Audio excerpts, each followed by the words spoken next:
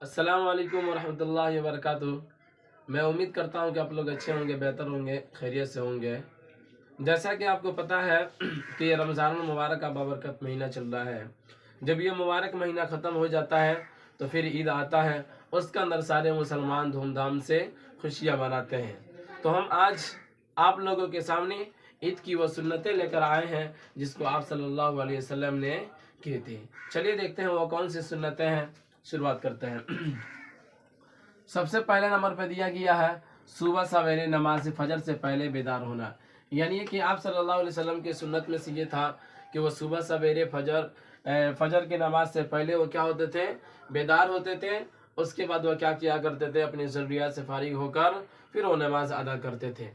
عید بسا اوقات ایسا ہوتا ہے کہ بہت سارے لوگ جو فجر کی نماز چھوڑ دیتے ہیں، فجر پڑھتے ہی نہیں ہے، تو یہ ہونا چاہیے کہ وہ کیا کرے، وہ صبح سویرے جاگے اور فجر کی نماز سے پہلے اپنی تمام ضروریات کو پوری کیا کرے، وہ فجر کی نماز پڑھے، ٹھیک ہے نا۔ دوسرے نمبر پہ ہے مسواک کرنا، ٹھیک ہے نا، چونکہ مسواک کرنا یہ سنت نبوی میں سے ہے۔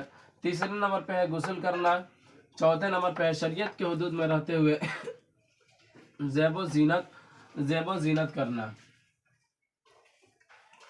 یہاں اس کے بعد ہے خوشبو لگانا۔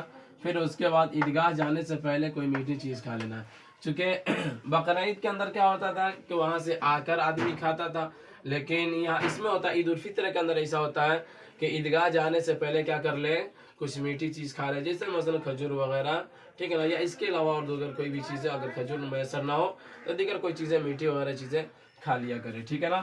اس کے بعد یہ پر کہا کہ میٹھی چیز کھا لینا۔ اس کے بعد جلد از جلد عیدگاہ پہنچنا، پیدل جانا، اور واپسی میں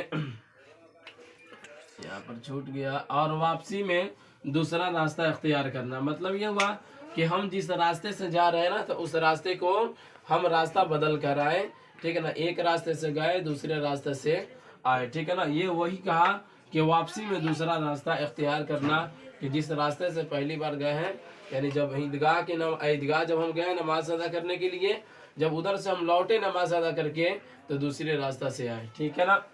اس کے بعد 8 نمبر میں دیا گیا ہے کہ اگر صدقہ فطر ادا نہ کیا ہو تو جانے سے پہلے ادا کرنا، چونکہ آپ کو پتا ہے کہ صدقہ فطر یہ کیا ہوتا ہے کہ جب سے آدمی روزہ رکھتا ہے تو اس کے اندر کمی بیشی جو ہوتی ہے وہی اسی کا یہ کیا ہوتا ہے، یہ کفارہ ہوتا ہے، ٹھیک ہے نا۔